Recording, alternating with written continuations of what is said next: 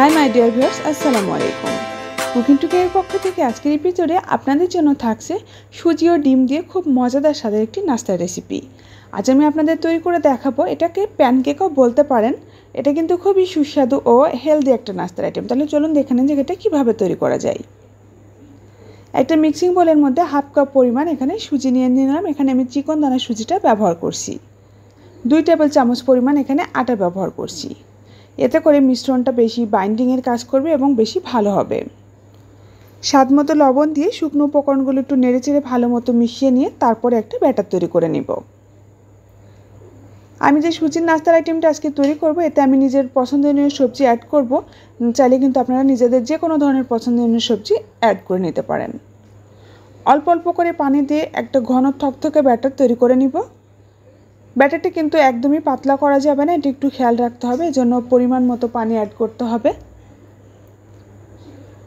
স্প্যাচুলার দিয়ে নেড়ে নেড়ে খুব ভালো মতো হ্যান্ড উইক্সের সাহায্যে নেড়ে নেড়ে এটা ভালো মতো ব্যাটারটা তৈরি করে নিচ্ছি। যাতে করে এর ভিতরে দলাভাব না থাকে, এটা একটু খেয়াল রাখতে হবে। ভেতরে আটা বা সুজির মিশ্রণ দলা বেঁধে থাকলে সেটা কিন্তু সুজির নাস্তার মধ্যে যাবে, এতে খেতে ভালো লাগবে না। ভালো মতো এটা মিশ্রণটা তৈরি করে নিয়ে তারপরে আমি দেখিয়ে দিচ্ছি। এরকম ঘন একটা থকথকে ব্যাটার তৈরি করে নিয়েছি।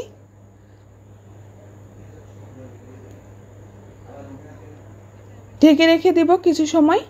আমি সবজিগুলো দেখিয়ে দিচ্ছি। এখানে আমি 2টা সিম এবং অর্ধেকটা পাকা টমেটো এরকম করে কুচিয়ে নিয়েছি।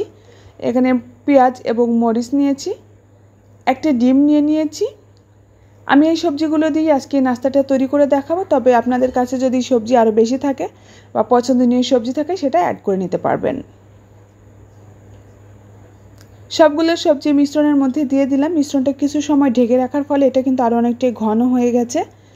এর মধ্যে ডিম দিলে আরও লিকুইডি হয়ে আসবে ইনশাল্লাহ। সামান্য একটু লবণ দিয়ে দিলাম, কারণ আমি কিন্তু ময়দার মিশ্রণে আগেই লবণ অ্যাড করেছিলাম। এজন্য সবজির জন্য যতটুকু লবণ লাগে অ্যাড করে দিলাম। রুম টেম্পারেচারে ডিমটা দিয়ে ভালো মতো ফেটিয়ে নিয়ে তারপরে মিশ্রণটা দিয়ে তৈরি করে নিচ্ছি পরোটাগুলো। যতটা সম্ভব রাউন্ড শেপ করে এটা তৈরি করার জন্য চেষ্টা করতে হবে। গোলাকার করে এটা তৈরি করেছি। অল্প অল্প করে মিশ্রণ দিয়ে তারপরে কিছুটা সময় পরে হালকা একটু তেল ছড়িয়ে দিতে হবে। যখন এরকম এক পাশ হয়ে আসবে তারপরে উল্টে পাল্টে লালচে কালার করে ভেজে নিতে হবে। এটা ভাজতে কিন্তু খুব বেশি সময় লাগে না। চাইলে কিন্তু প্যানের মধ্যে একবারে 2-3টা করেও ভেজে নিতে পারবেন। আমি যেহেতু ছোট প্যান ব্যবহার করছি, তাই একটা একটা করে ভেজে দেখাচ্ছি। স্প্যাচুলার দিয়ে ভালো মতো চেপে চেপে 2টা পাশই লালচে কালার করে ভেজে নিচ্ছি, তাহলে বেশি ক্রিস্পি হবে, খেতেও কিন্তু অনেক মজা লাগবে।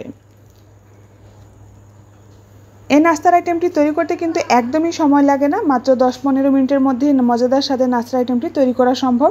তাহলে চলুন ভিউয়ার্স দেখে নেওয়া যাক।